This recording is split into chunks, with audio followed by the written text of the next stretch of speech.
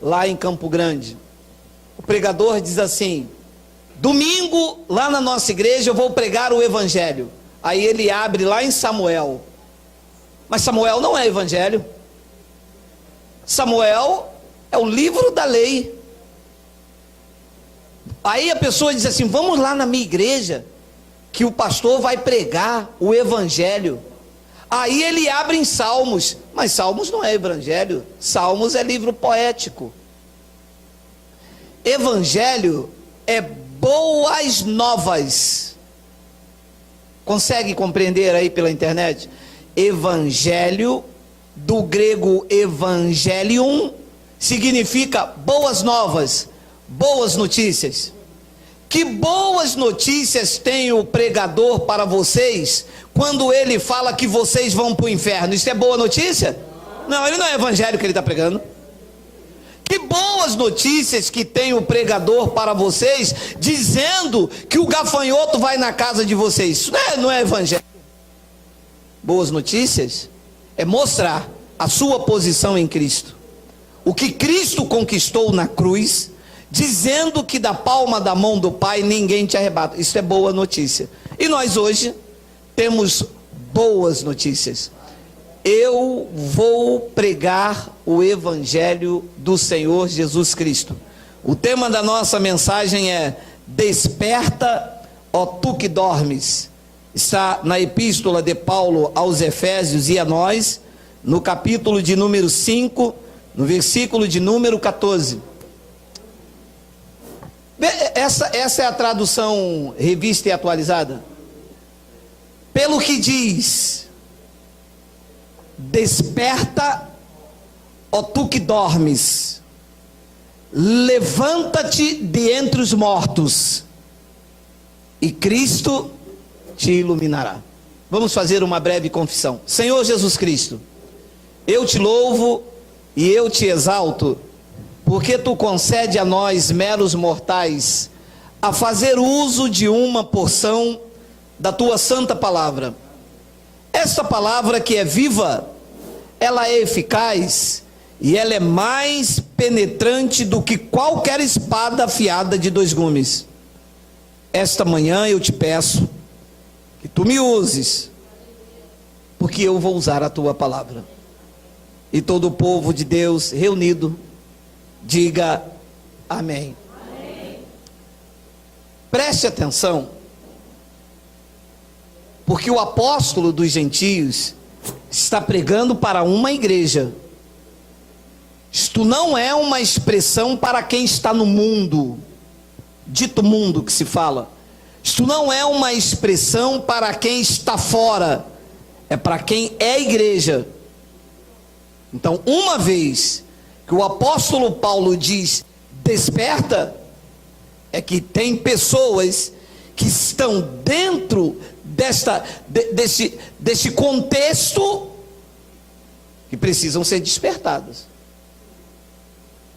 Porque isso não é uma palavra para alguém que está lá no jogo do Vasco e do Fluminense. Não é para alguém que está fazendo um churrasco com picanha. Não, isso é alguém que está dentro de um contexto chamado igreja, dentro de um contexto de pessoas chamado cristão, e que precisam ser despertadas. E ele diz quem é: desperta, ó tu que dormes, levanta-te de entre os mortos. Olha como é que alguns crentes estão: levanta-te dentre os mortos, caído no meio de mortos. Será que é mortos defunto? Será que Paulo está lá num cemitério e alguém está lá dormindo, um sono, que comeu um mocotó e dormiu lá no cemitério, e Paulo está lá: ei cara, levanta daí diante dos mortos? Quem são esses mortos? São crentes que estão dentro da religião, tem nome de que vive, mas estão mortos. Na teologia de Paulo e na minha homilia, alguns crentes, e eu posso afirmar categoricamente, estão como mortos, zumbis. Você sabe o que é um crente zumbi? ele entra dentro da igreja, manipulado, tosqueado, não contenda. Você viu aquela palavra? Ele não rebate, o que fala ele faz, porque ele tem na figura do pastor o seu guia, ele tem na figura do pastor aquele que o dirige, ele tem no rótulo a sua identidade, na placa da igreja é a sua identidade. Eu sou da igreja IEV, eu sou da igreja vai quem quer. O rótulo do crente é isso, e lá, por ele ser de lá, tudo o que mandarem fazer ele faz. É o crente bente que bente o frade na boca do povo. E tudo que o mestre mandar, nós faremos todos. E se não fizer, levaremos bolo. Paulo está dizendo a essa gente: desperta, porque vocês estão dormindo. O sono letárgico da religião. A chamada igreja de Jesus Cristo está em coma induzido. Entraram em um coma e não sabem. Estão respirando com a ajuda de aparelhos. É assim que se encontra. Desperta, ó tu que dormes. Olha onde se encontra essa gente: no meio de mortos. E só saem de lá se Cristo te iluminar. É preciso então uma intervenção do Cristo ressuscitado para iluminar o crente, despertar ele deste sono letárgico, desta vida de religiosidade. A igreja está debaixo de condenação e morte por causa da lei de Moisés. Mas eu vivo na lei? O Senhor está dizendo que os crentes estão debaixo da lei? E você está dormindo. Porque quando dorme, a gente não sente cheiro. Você sente cheiro? Não. Não sente sede? Não sente fome? Não consegue entender o perigo que te ronda? E é assim que o crente está dormindo. Ele está debaixo da lei de Moisés e não sabe, porque está dormindo. Então a igreja está debaixo de condenação e morte. A igreja precisa sair de entre os mortos. Olha o que Paulo explica em 2 de Coríntios, no capítulo 3, versículos 7 e 8. E se o ministério da morte... existe então um ministério que é chamado por Deus de ministério da morte. E como é que esse ministério da morte se apresenta? Diz que ele é gravado com letras em pedras, é a lei de Moisés. Diz que se o ministério da morte, gravado com letras em pedras, se revestiu de glória, a ponto de os filhos de Israel não poderem fitar a face de Moisés, por causa da glória do seu rosto, ainda que desvanecesse. 8. Como não será de maior glória o ministério do Espírito? O ministério do Espírito é o ministério do Cristo ressuscitado que ilumina. Volta ao 7. O ministério da lei gravado em pedras é o ministério da morte, aonde a igreja está afundada. Como que o senhor pode afirmar esta manhã que a igreja está debaixo da lei de Moisés? Porque eu estou lá na minha igreja e lá não tem lei de Moisés. Não tem não. Então eu preciso te iluminar, porque dízimo é da lei. A tua igreja cobra dízimo? Então a tua igreja está debaixo do ministério da morte. A tua igreja não está debaixo do ministério da morte, não? Essa piscina aí para lavar o crente é o quê? Se o crente não é lavado com água, é lavado pelo Espírito Santo. Isto aí é a lei de Moisés. E esse jejum que se fazem aí, o que é? Isto é o ministério da morte, isto é a lei de Moisés. Ah, eu não sabia. Está sabendo, Cristo está te iluminando. Então, desperta, ó tu que dormes. Levanta-te de entre os mortos, porque quem está debaixo do ministério da morte está vivo ou está morto? Está morto. Lembra de Ananias e Safira? Diz a palavra que Ananias, depois que ouviu a palavra da boca de Pedro, que tinha o ministério da morte, o ministério da circuncisão, morreu. Mas Jesus disse a Pedro nos dias de sua carne: Pedro, sobre esta pedra você vai edificar a minha igreja, e a porta da morte não pode prevalecer contra ela. E Pedro lançou o que sobre Ananias e Safira? Morte. Por quê? Porque é um ministério de condenação, é um ministério da morte, é o ministério da condenação e morte, é o ministério da lei de Moisés, aonde 95% da igreja prega lei de Moisés. Por mais bonitinha que seja, prega a lei. Na minha igreja o pastor não toma dízimo, batiza nas águas. Na minha igreja o pastor não batiza nas águas, toma dízimo. Na minha igreja o pastor não batiza nas águas, nem toma dízimo, faz campanha. Ah, ele não prega o dízimo, ele não vai no monte, ele não prega campanha.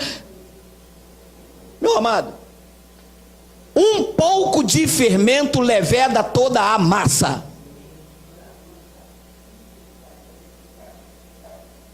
E o crente dormindo. Eu vou na igreja hoje porque eu sou um abençoado. Está dormindo. Porque todos os que estão debaixo da lei estão debaixo de... Olha lá, Gálatas 3:10. Gálatas. Todos querem dizer quantos? Eu não estou. Eu fiz um jejum porque é propósito. Está debaixo da lei. Quem tem o noivo, Jesus disse nos dias de sua carne, não pode. Pode ou não pode? Porque o jejum era um pacto da lei. Todos quanto pois são das... É dura esta palavra. Porque os crentes estão procurando igreja para ser abençoado. Entram debaixo do pacto de maldição para serem malditos. Não sabem. Não sabem por quê? Porque estão dormindo. A casa pega fogo, o cara está dormindo, vai ver como. Todos quanto pois são das obras da lei estão debaixo de maldição. Que triste isto, não? Pastor, estou fazendo uma corrente lá dos 318 para mim ser abençoado. Alô, você está debaixo de maldição. Você pode até conquistar um carro, como o Eike Batista tem vários. Você está debaixo de um pacto de maldição. Isso, ó, é duro, mas é o que diz o Evangelho, tá? Todos quanto pois são das obras da lei estão debaixo de maldição, porque está escrito: maldito todo aquele que não permanece em todas as coisas escritas no livro da lei para praticá-las. Então são 613 mandamentos, a igreja faz 1, 2 e 3.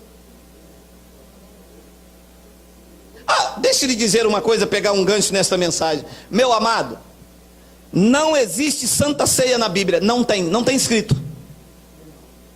A palavra é ceia.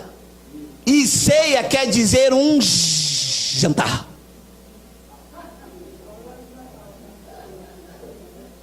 Porque o crente dormindo acha que ceia é algo místico, que traz um poder sobrenatural, que uma vez que eu como um pedaço de pão, eu fico aqui vencendo até criptonita.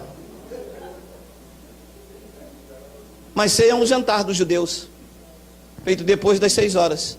E o que Jesus fez, aquilo que foi o jantar, era a Páscoa judaica, e que os gentios não podem participar. Os gentios participar da Páscoa dos judeus, os gentios têm que circuncidar, e nós não temos circuncisão, nós somos chamados pela incircuncisão.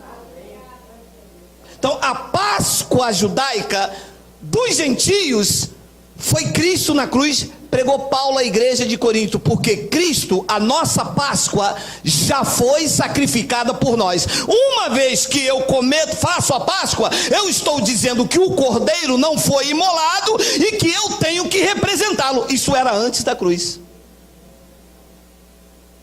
Então, se eu faço Páscoa, a Páscoa é uma festa dos judeus que fazia parte da lei de Moisés, está lá em Êxodo. E se eu pratico a Páscoa e não pego um ovo no chão, ou não pratico as outras leis, diz o Evangelho que eu me encontro debaixo de maldição. Ué, mas nunca pregaram isso na igreja? Claro, te deram diazepam. Acorda. Não, eu estou no azeite. Acorda. Não, estou no propósito. Acorda.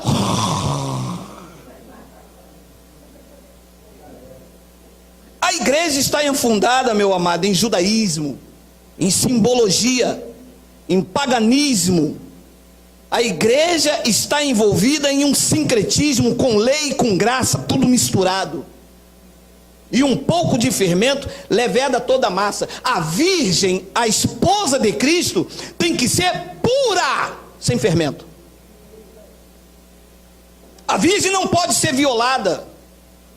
A virgem só tem um marido, pregou Paulo à igreja de Corinto. A virgem, que é a igreja, não pode ter dois maridos. O fundador da igreja não é o pastor que colocou uma placa. O fundador da igreja é Cristo. Se ela tiver um outro fundador, ela está violada nas suas emoções, foi ultrajada. E a igreja está aí, cheia de simbolismo, cheia de judaísmo, cheia de homem dominando homens, e adormeceu. A igreja parou no time, parou no tempo, está adormecida, entorpecida com doutrina de homens. Olha o que disse o livro histórico de Mateus, capítulo de número 25. Então, o reino dos céus naquele tempo não será, apontando para o futuro, e o futuro chegou. O reino dos céus será semelhante a 10 virgens que, tomando as suas lâmpadas, saíram a encontrar-se com o noivo. 2, 5 dentre delas eram nécias e 5 prudentes. 3, as nécias, ao tomarem as suas lâmpadas, não levaram azeite consigo. 4, no entanto, as prudentes, além das lâmpadas, levaram azeite nas vasilhas. 5, e tardando o noivo, as 10, prudentes e nécias, a da salvação e a da perdição, todas foram tomadas de sono e adormeceram. A igreja adormeceu, entorpecida, não consegue se levantar do sono letárgico, está enfeitiçada pela serpente, pela naja da Índia. Se eu cortar o cabelo, meu pastor vai me excluir. Adormecida, encantada, enfeitiçada, tem nome de que vive, mas está morta, e aonde estiver o cadáver, ali estará o abutre. Que a igreja não tem força para se levantar e reagir. Alguns me confessam: eu sei que não é bíblico, eu sei que não é de Deus, eu sei que Malaquias é para a lei, mas eu faço porque eu vou para onde?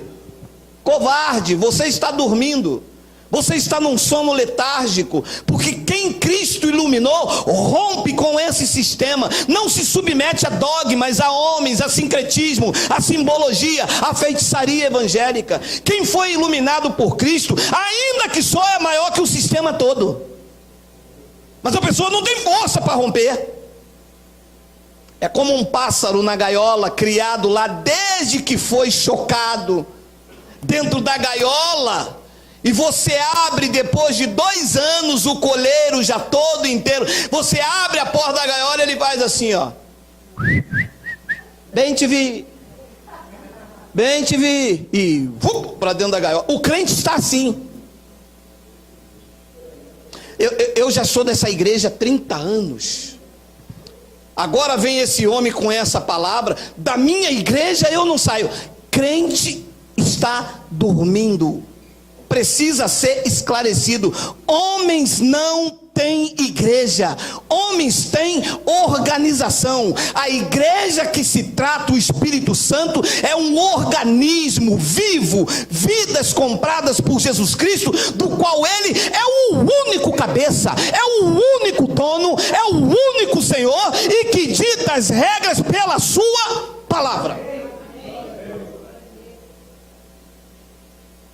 Mas como eu estou dormindo, eu gosto daquele coral, cantando num coral de anjo, nas estrelas vou cantar.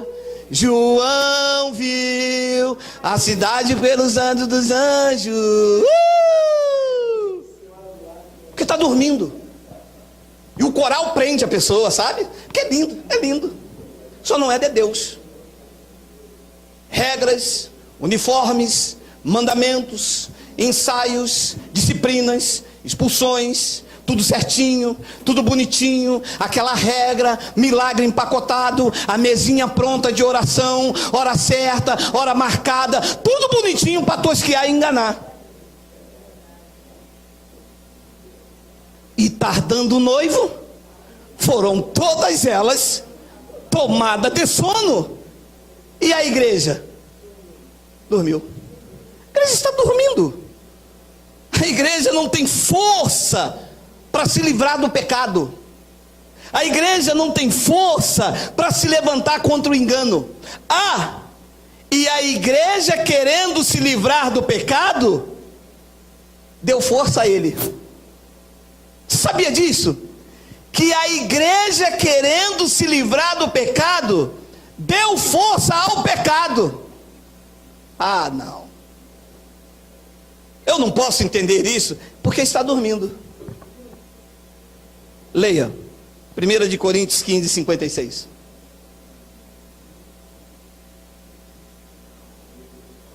Por favor, volta aí, presta atenção aqui, Miguel. Por favor, não, deixa aí. Você acredita que o Evangelho é a revelação de Deus para os crentes do novo pacto, para os gentios? Quem acredita, diga Abba Pai. Você acredita que você tem que viver segundo o Evangelho e não de acordo com a tradição? Você acredita? Porque eu sou cristão por causa do Evangelho. Vamos ler. Deixa aí o 55. Deixa 55. Onde está, ó morte, a tua vitória? Onde está, ó morte, o aguilhão? 56. O aguilhão da morte é o pecado. E a força do pecado é o diabo. É o demônio. É a pombagira. A força do pecado é quem? E a igreja, querendo se livrar do pecado, dando força a ele. Batismo, força para o pecado. Páscoa judaica, força para o pecado. Jejum, força para o pecado.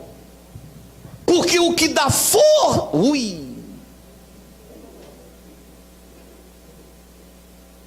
Desde que igreja é igreja no Brasil... Está aí a teologia, os doutores, os teólogos, os bacharéis. Eu sou bacharel em teologia. E esse homem está em pecado. Ele está com Exu.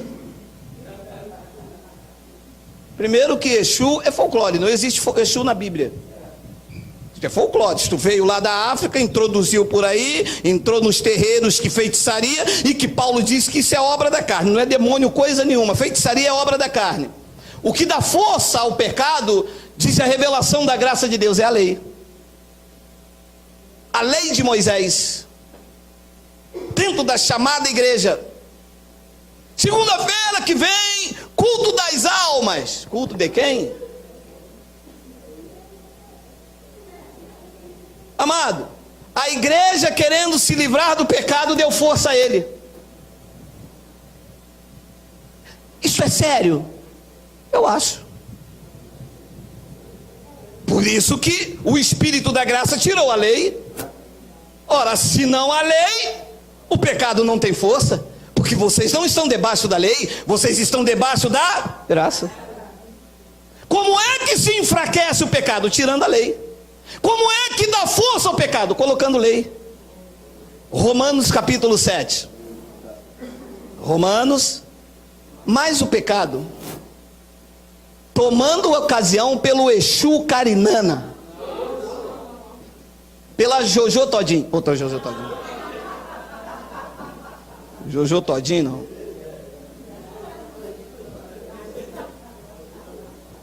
Mas o pecado tomando ocasião pelo mandamento, pela lei, pelas ordenanças, despertou em mim toda sorte de concupiscência, porque sem lei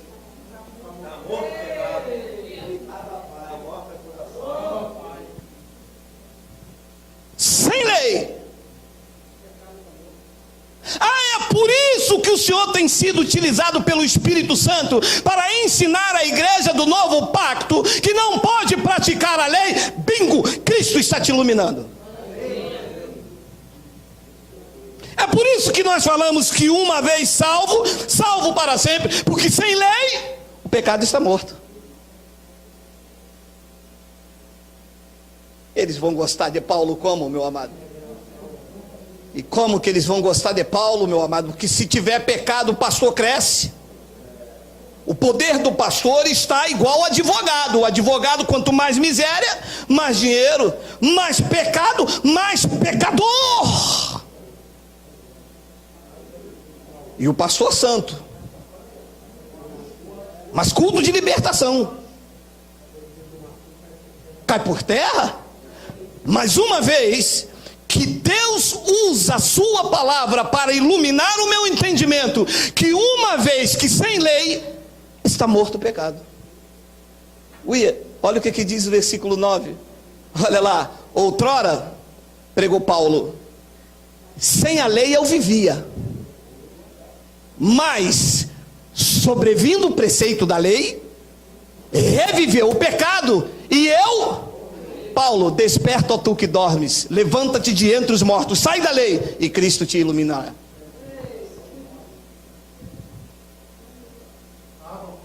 Mas pastor, por que é que não ensinam isso? Porque isto ilumina, isto liberta, isto te apresenta perfeito em Cristo, que morreu com um único sacrifício para aniquilar sobre si mesmo o pecado de nossas vidas. E o pastor não quer te apresentar perfeito? O pastor quer te mostrar imperfeito, miserável, pecador, para que tu dependas da oração dele e não dos benefícios da cruz. Porque eu nunca li isso na igreja. Isso deveria ser lido. E um deles me disse, mas isso não é palavra para nós. Eu disse, é para quem? Então, outrora, sem a lei, eu vivia, mas sobrevindo o preceito, reviveu o pecado, e eu morri. Os crentes estão mortos, debaixo da lei. Se tirar a lei, Paulo disse, eu vivo. Se tirar a lei, eu vivo. Sem lei eu vivo. Mas se botar o mandamento, se botar a lei, o pecado ressuscita e eu morro. Os crentes estão mortos. Mortos. Numa linguagem fictícia, porque tem nome de que vivo, mas os crentes estão mortos sem vida. Sabe o que uma pessoa sem vida dentro da igreja é o que vive debaixo da lei. Olha o que conclui o pensamento da teologia de Paulo no versículo 10, olha lá. E o mandamento, a lei de Moisés, que me fora para a vida, verifiquei que este mesmo mandamento se me tornou para a morte. Não corte o cabelo, não pinte as unhas, não use batom, está roubando a Deus. Domingo é ceia, ceia é a comunhão do Senhor. E não faça isso, e não faça aquilo, não toque aquilo outro. Paulo disse, olha, eu entrei dentro da igreja, eu pensei que este mandamento era para me dar vida, porque eles falaram que eu estava morto lá no mundo. E eu entrei dentro da igreja, me colocaram lei, me colocaram fardo, e aquilo que eu pensei que me daria vida, na verdade isso me tornou para a morte, porque me matou. E Paulo gritou lá em Éfeso: desperta, ó tu que dormes, levanta-te dentro do sistema, e a graça de Cristo te esclarecerá, te apresentará perfeito, sem medo, sem ameaça, sem culpa. Eu tenho dito aqui reiteradas vezes: se os crentes descobrirem que o diabo não existe, que o pecado foi aniquilado, eles não têm vida com Deus. Porque os que o motivam a ter uma vida com Deus é o medo de ir para o inferno e de o diabo entrar na despensa deles e comer cremogema, comer o vatapá, o acarajé. Pergunta ao crente: você vai na igreja por quê? Vou na igreja porque o diabo está furioso. Então o temor para com Deus consiste no medo do diabo. E você vai para a igreja por quê? Eu vou para a igreja porque eu não quero ir para o inferno, né? Quem quer ir, né? Pergunta o cristão da graça de Deus: você vai para a igreja por quê? Ele diz: eu não vou para a igreja, eu sou a igreja. Eu vou me reunir para ter um conhecimento, para que o meu entendimento seja iluminado e eu não seja presa na mão do lobo. Nós não estamos nós somos a igreja. É diferente, meu amado. E olha o que Paulo diz no versículo 6.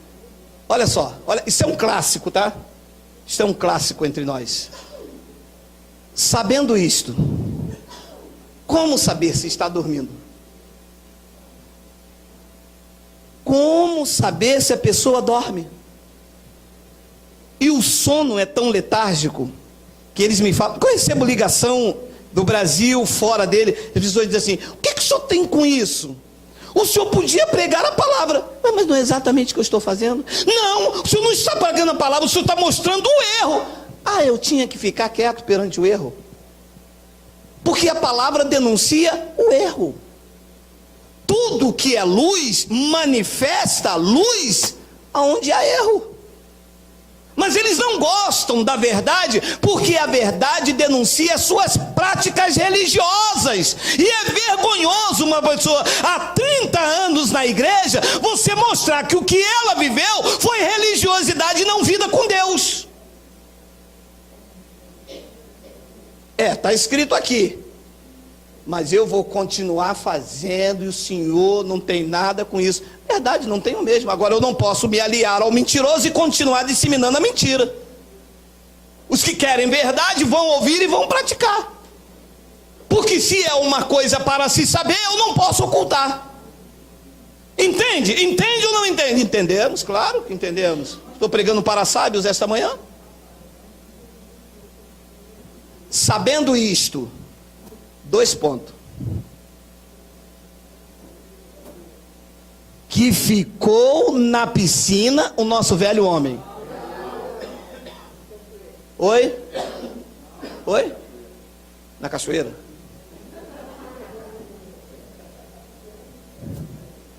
De onde que o sistema inventou que o velho homem ficou na piscina? E por que é que os crentes aceitaram que o velho homem ficou na piscina? Porque estavam...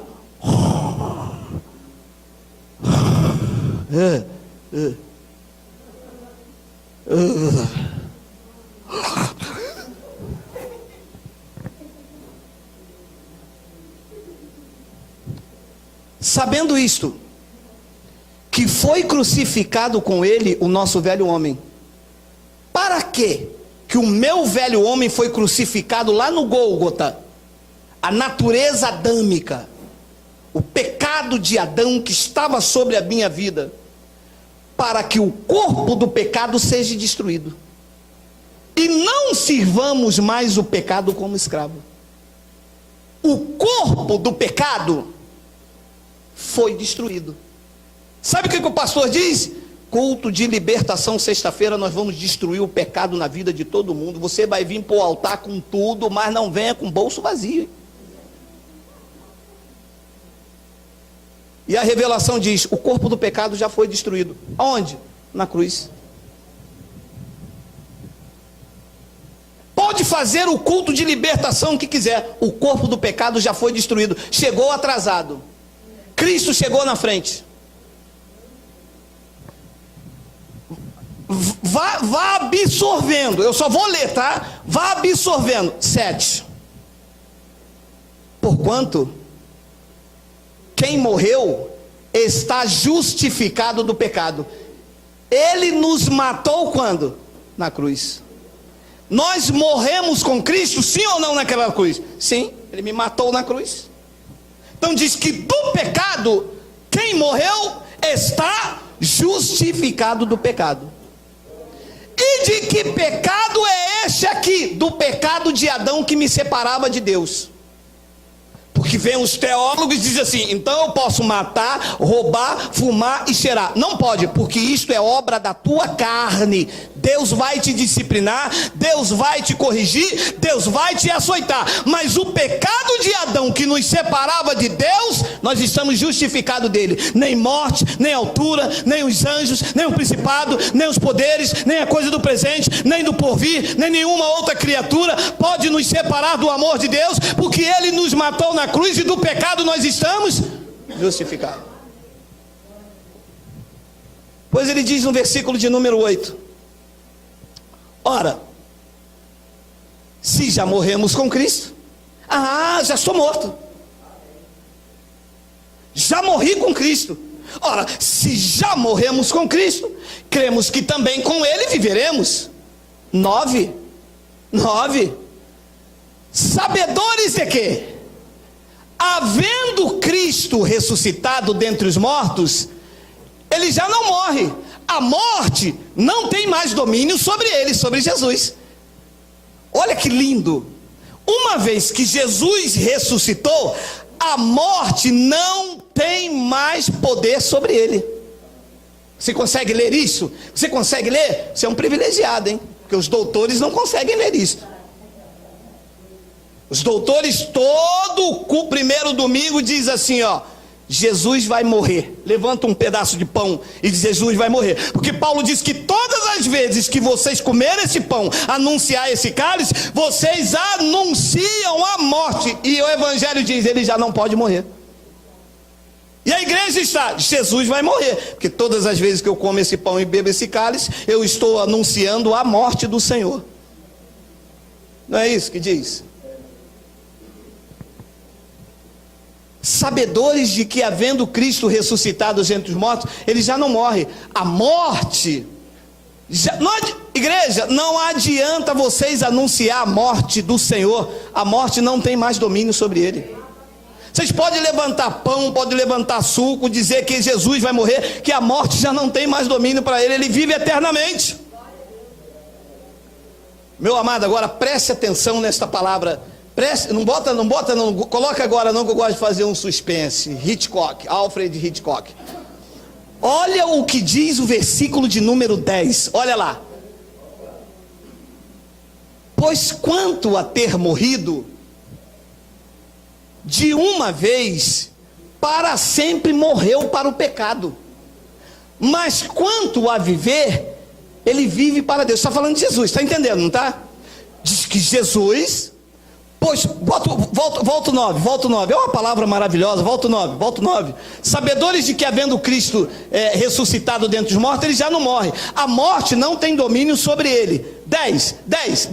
Pois quanto a ter morrido, pois quanto a Jesus ter morrido naquela cruz, de uma vez ele para sempre morreu para o pecado. Mas quanto a viver, ele vive para Deus. 11. Olha o que diz o 11. Assim também igual a Jesus, que uma vez morreu para o pecado, uma vez só, não é todos os cultos de libertação, assim também como Jesus morreu para o pecado e vive para Deus, a graça de Deus diz que assim também vós considerai-vos mortos para o pecado, mas vivo para Deus em Cristo Jesus. Assim também, porque agora a morte já não tem mais domínio sobre mim. Assim também eu morri uma vez só naquela cruz. Assim também eu estou morto para o pecado de Adão, mas eu estou vivo para Deus. E os crentes da igreja tradicional estão vivinhos para o pecado. E aí? Eu estou achando que o irmão está em pecado. Que não é possível, o irmão não arruma emprego. E se separou, foi divórcio, né? Está em pecado, não está? Deus me mostra essa manhã e tem 14 irmãos aqui em pecado. Então a sua igreja está viva para o pecado? Agora, se está vivo para o pecado, está morto para Deus. E uma vez mortos para o pecado, estão vivos para Deus. Assim também, como aconteceu com Jesus, é da mesma maneira. Assim também vós considerai-vos mortos para... Eu estou mortinho para o pecado. Pecado pode vir aqui tentar me adestrar. Eu estou morto. E para Deus, eu estou vivo em Cristo Jesus. Meu amado, só pode entender isso quem está com a mente iluminada. Quem está debaixo de um sono letárgico vê pecado no crente. E quando eu falo pecado, atente, é o pecado de Adão que Jesus aniquilou pelo seu sacrifício. Eu não estou falando de beber, de fumar, de matar, de cheirar, de se prostituir, porque isso são obras da carne. Pregou Paulo em Gálatas no capítulo 5, no versículo 19 ao 21. Obras da carne é uma coisa, e pecado espiritual de Adão que nos separava de Deus é outra. Este pecado de Adão, eu estou morto para ele. Nada me separa. Uma vez liberto, liberto para sempre. Uma vez ungido, ungido para sempre. Uma vez salvo em Cristo Jesus, salvo para sempre. Não é quem pensa que está salvo, hein? Porque o primeiro pensamento, a pessoa diz assim: já que eu estou salvo, se essa canoa não virar, olê, olê, olá, eu chego lá. O salvo, ele tem prazer numa vida de santidade. O salvo, ele tem prazer num relacionamento com Deus e a sua palavra. O salvo, ele tem aversão à obra da carne, ainda que cometa como vaso de barro, mas o Espírito de Cristo o ativa e diz: opa, vai lavar a varanda. Porque quando nós levamos essas mensagens, eles dizem assim: se não tem pecado, então já viu, né? A Graciane Barbosa, né, pastor? Que Graciane, cara? É porque a tua carne está ativada e está olhando para aquilo que ela deseja. Mas o salvo tem a mente de Cristo e está olhando para Cristo. É diferente. Isso é diferente. Quem está dormindo vê carne. Quem está vivo para Deus vê o Espírito de santidade a governar o teu corpo, a refrear o impulso da carne. É diferente. Dá bom testemunho. Ele governa o seu corpo, porque o fruto do Espírito não é falar língua, não é bater pandeiro, não é ir para o monte. O fruto do Espírito é domínio próprio. É diferente. Mas quando você leva essa mensagem, porque eles querem a igreja como pecador, e chama lá alguém do contrabaixo e soa aquela canção que vocês aqui já conhecem: pecador, escuta a voz do Senhor, se estás cansado. O pecador aqui não escuta, porque aqui o pecado aqui nós consideramos que nós aqui estamos mortos para o pecado. Este não é o local de pecador, este é o local de pessoas regeneradas, reconciliadas, salvas, lavadas, purificadas, santificadas pelo Espírito de Cristo. Diga: Abba, Pai.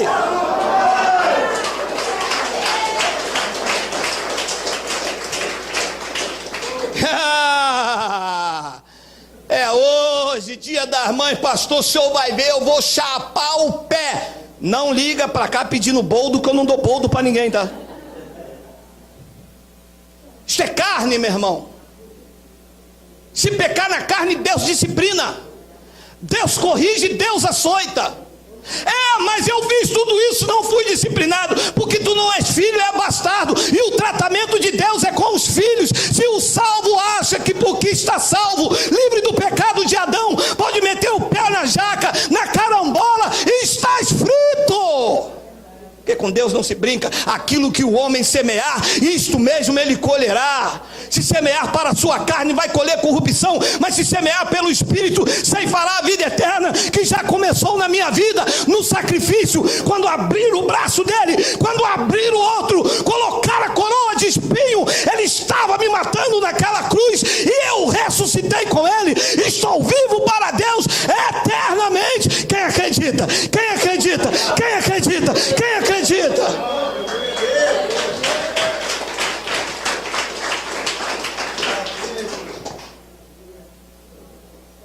O sistema está vivo para o pecado e Deus os vê morto.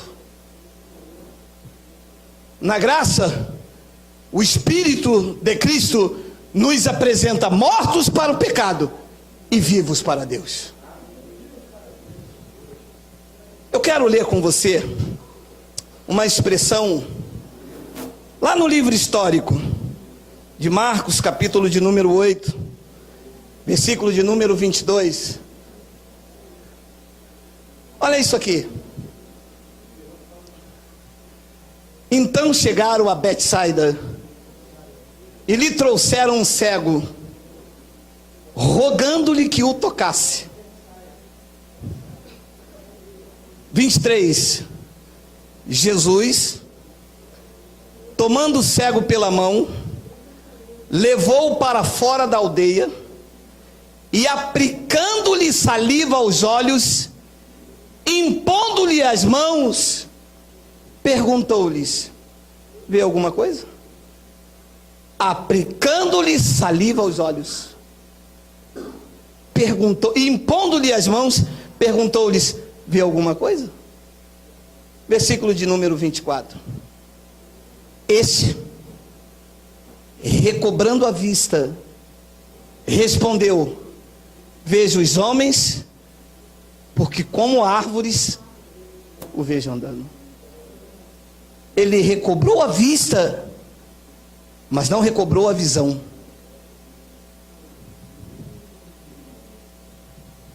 A vista é aquilo que os meus olhos carnais veem.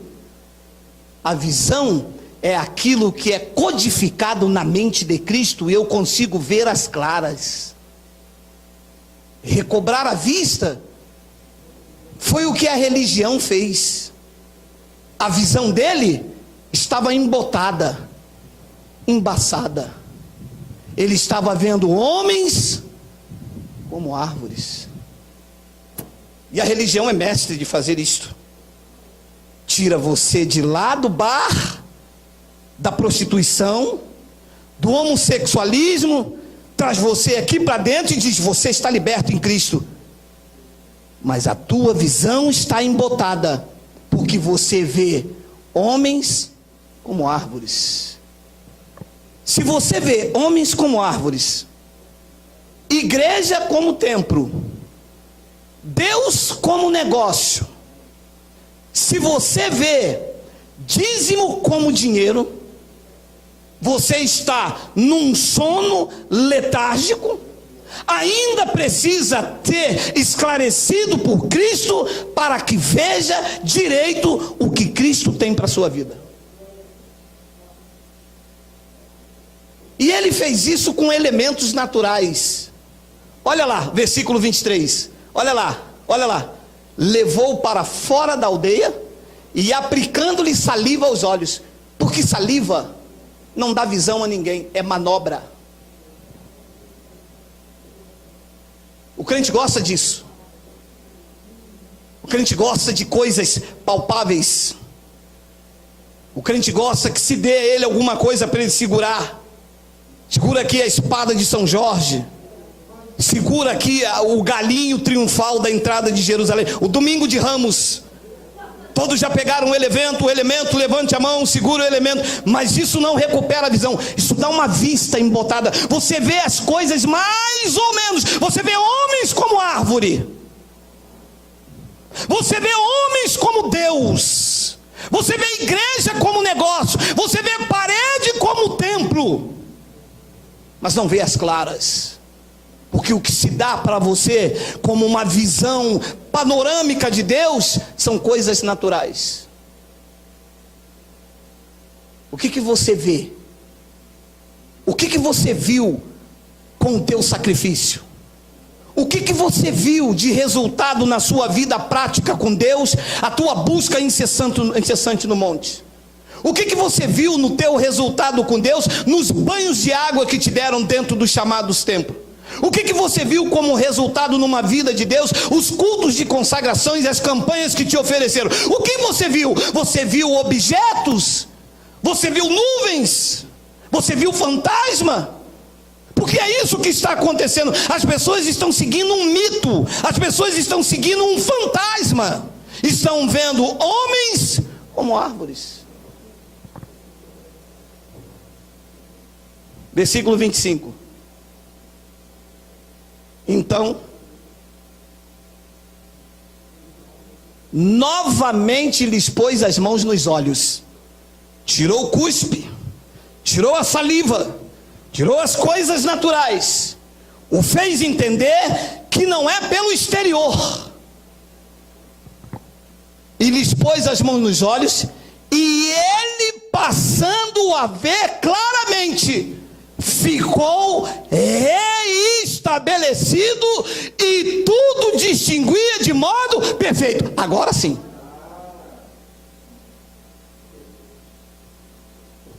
Não adianta dar fita. Não adianta cuspir no chão e fazer lodo. Não adianta botar um caixão aqui e simular que é o caixão de Jesus. Não adianta dar uma garrafa d'água se a visão não for perfeita acerca do que Cristo fez por nós na cruz. Não adianta. Vai te fazer ver homens como árvores. Vai te fazer ver gafanhoto como demônio. Não é assim que você via? Você via gafanhoto como demônio. Você via devorador como diabo. Você via tudo, mas não via Cristo, porque não havia sido despertado. Então, novamente, lhe pôs as mãos nos olhos, e ele, passando a ver claramente, ficou reestabelecido, e tudo ele distinguia de forma perfeita. Se perguntasse a ele: o que você vê? O que eu vejo? Que o seu sacrifício na cruz me matou para o pecado de Adão, e agora eu estou morto para o pecado e eu vivo para Deus. Agora eu estou discernindo tudo claramente. Agora eu consigo compreender que não era diabo, devorador, nem demônio, coisa nenhuma em Malaquias. Hoje eu vejo completamente que aquilo era um gafanhoto que devorava a plantação dos judeus. Hoje eu consigo distinguir de modo perfeito, porque Cristo me esclareceu. Iluminou os olhos do meu entendimento, me fez compreender que o seu sacrifício foi perfeito na cruz do Calvário. Hoje eu tenho uma atitude de que ele não está no túmulo, o túmulo está vazio e ele habita em nós. Consigo distinguir agora de forma perfeita. E depois disso, o que Jesus fez? 26. E mandou Jesus ir para a igreja pentecostal. Jesus é a cura. Mandou ir para a igreja Jesus do Reteté. Em obra de quem? Mandou Jesus embora para casa, recomendando-lhe: não entres na aldeia, porque lá te farão dormir o sono letárgico da religião. Não entre nos templos dos homens, não entre no sistema, não entre na religião. Saia de lá se queres ver perfeitamente.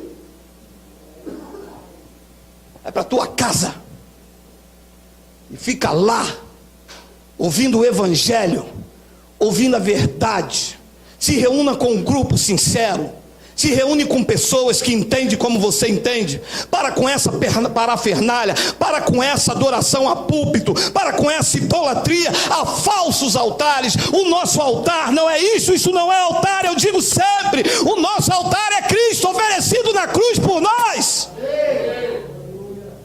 Para com essa parafernália de tocar os olhos, de botar cuspe. Isso não te faz ver perfeito, te faz ver homens como árvores. Você precisa ver é Cristo. As pessoas não estão vendo Cristo. As pessoas estão vendo a rosa de Saron, a água consagrada. As pessoas estão vendo a sombra do Altíssimo. As pessoas estão vendo a campanha da vitória. As pessoas estão vendo o pastor presidente. As pessoas estão vendo a placa. De onde você é? Eu sou daquela igreja YZ. E você? Eu sou da ZY. E você? Eu sou do igual a Chuchu. A igreja igual a Chuchu, cara? Ô, meu amado, se eu descobrir alguém aqui, se o Espírito Santo me revelar alguém aqui aí pela internet que é da igreja igual a Chuchu, meu amado, eu vou dar em você, meu amado. Pô, igreja igual a Chuchu, meu amado? Da onde o Espírito Santo tirou isso, meu amado? E mandou Jesus embora para sua casa. Vai lá, fala para os seus que o pecado de Adão está anulado, que sem lei o pecado está morto, que Cristo te vê morto para o pecado e vivo para Deus, que nenhuma condenação há para vocês, que a lei do Espírito de vida em Cristo já vos livrou da lei do pecado e da morte, e que agora em Cristo Jesus nós somos mais do que vencedores. Não há dogmas, não há mandamento, não há nada que nos separa de Cristo. Estamos unidos com Ele para sempre. Eu achei lindo isso aí, hein? Tá vendo? Não entre na aldeia de novo não, meu amado. Lá vão dizer que você tem que se batizar de novo nas águas, que você tem que fazer aquela campanha da muralha de Jericó, uia, que você tem que fazer o jejum de Daniel, que você tem que fazer a consagração de Ana. Hoje você sai pela cidade e está lá, dia das mães, grande oração e clamor de Ana. Sai para lá, sai de ré.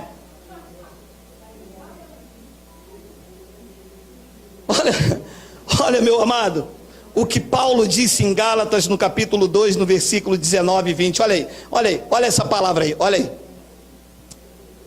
Porque eu, mediante a própria lei, eu morri para a lei, a fim de viver para Deus. Eu estou crucificado com Cristo. Preste atenção.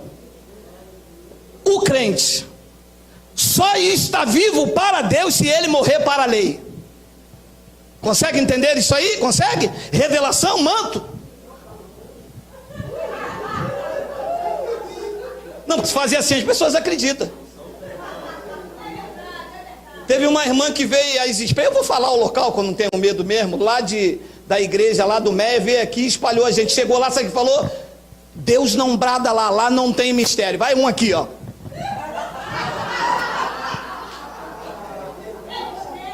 Tem mistério agora?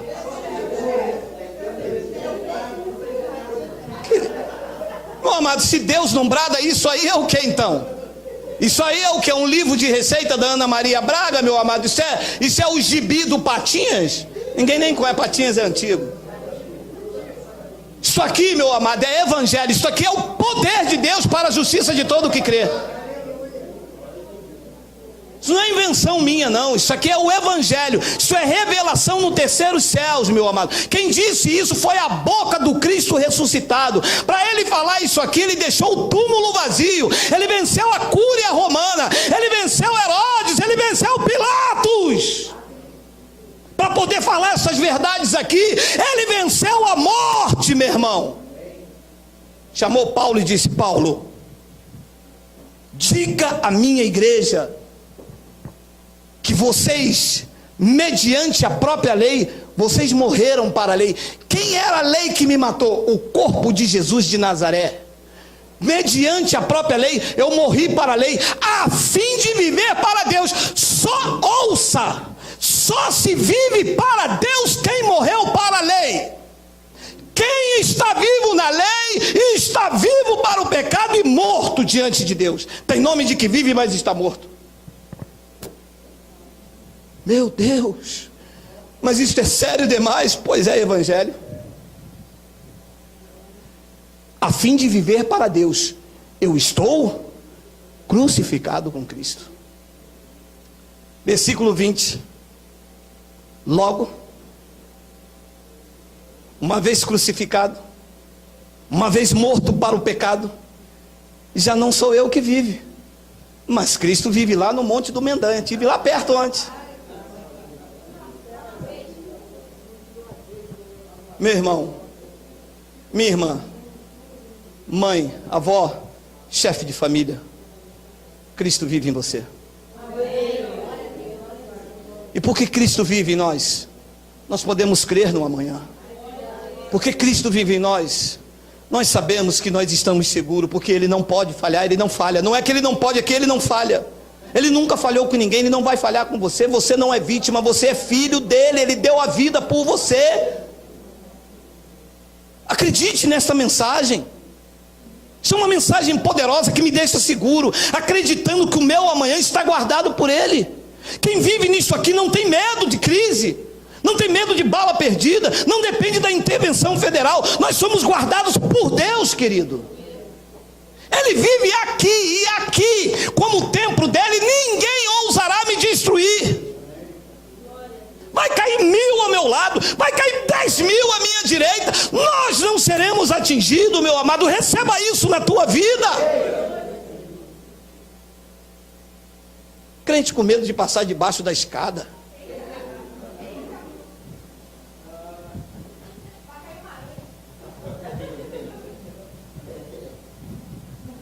Crente com medo de fubá, que aquilo é fubá num prato de barro. O cara pregou um prato de barro, botou fubá, o crente vem andando na porta do banco. Vou ver se caiu hoje. Quando chega na porta do banco, ele dá licença. O crente.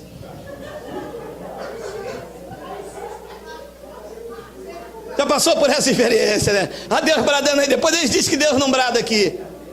A gente vem andando na porta do banco cantando: purifica-me, ó Senhor Jesus. Quando vai entrar na porta do banco, um prato de fubá, gente.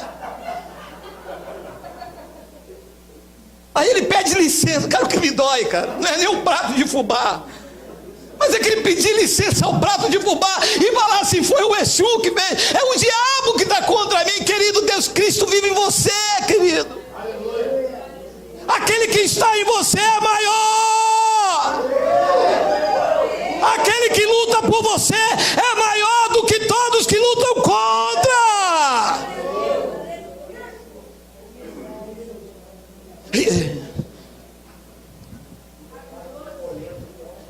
É magia negra, pastor, é magia negra, porque além do prato de farofa, olha o charuto, não vou nem olhar. Descobri você com medo de charuto, meu amado. Eu descobri que você tem medo de charuto. Eu boto lá, além de fubá, eu boto pé de porco, eu boto lá na porta, mocotó, lá na porta da tua casa, lá, para fazer um trabalho contra a Suncê. Quibe não, meu amado. Vocês querem derrubar o pastor, meu amado? Tá vendo, meu amado? Estou na igreja errada, meu amado. Logo, já não sou eu que vive, quem vive, mas Cristo vive em mim. E esse viver que agora eu tenho na carne, eu vivo pela obra pela fé no Filho de Deus que me amou e assim mesmo se entregou por mim. Ele não vive mais em Jerusalém, ele não vive no monte, ele não vive nas grandes catedrais, ele não vive nos palácios imponentes criados pelo homem, até porque Deus não habita em templo feito por mãos dos homens. Deus habita nesse templo, Deus habita nesse templo, Deus habita nesse templo, Deus habita em você, em você, em você, em você, em você, em você.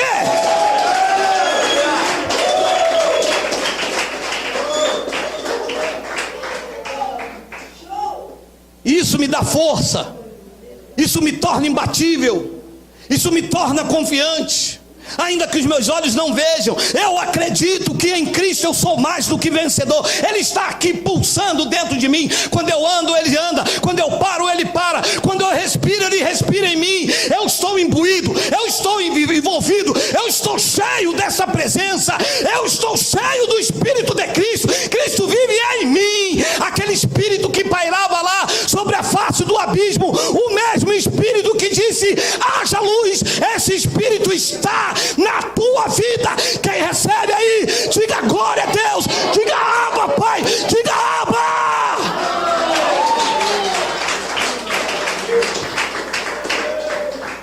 E eu quero terminar com primeira. Ó, pessoal da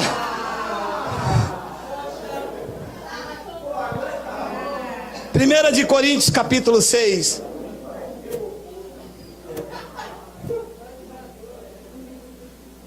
Acaso não sabeis que o vosso santuário, que o vosso corpo é o santuário do Espírito Santo? Vocês não sabiam disso? Aonde vocês estavam? Assim, pastor. Oh, a gente vai para o monte. Vocês entraram agora no santuário de Deus. Ah, eu entrei agora no santuário? Então, peraí. Se eu entrei no santuário, peraí. Tirar o sapato. Porque aqui, o lugar aqui é santo. Pastor, mas aqui é santo? Olha o que Deus disse a Moisés. Ei, mas nós não somos como Moisés.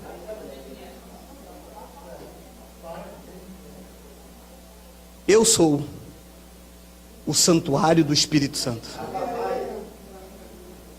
Dormi com Ele, acordei com Ele, escovei o dente com Ele, tomei banho de manhã com Ele, aqui dentro de mim. As pessoas olham para um véu, está olhando para o véu. Isso aqui é um véu, ele encobre o Espírito Santo que está aqui. Você vê o véu, mas aqui dentro, aí dentro está o eterno. Tu és a morada do eterno, o santuário do Deus vivo. Por isso, na ousadia do Espírito Santo, eu posso declarar com certeza esta manhã que em você e na sua família ninguém toca. Não há de faltar a provisão.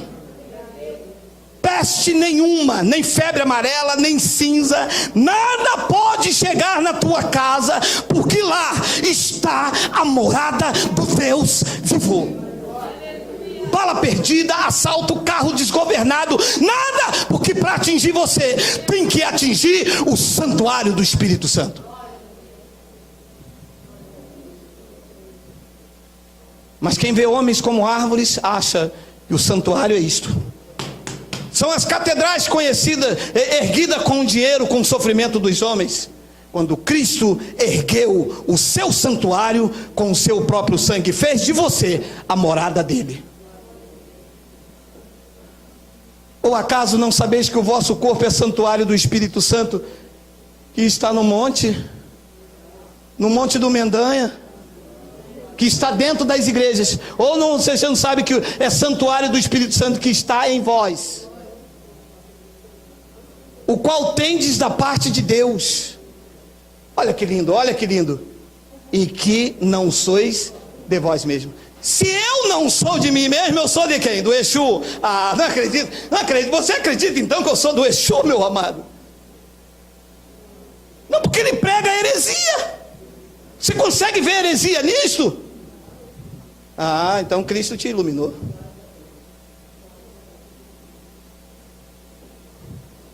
O qual tendes da parte de Deus, e que não sois de vós mesmo. Se você não é de você mesmo, você é de quem?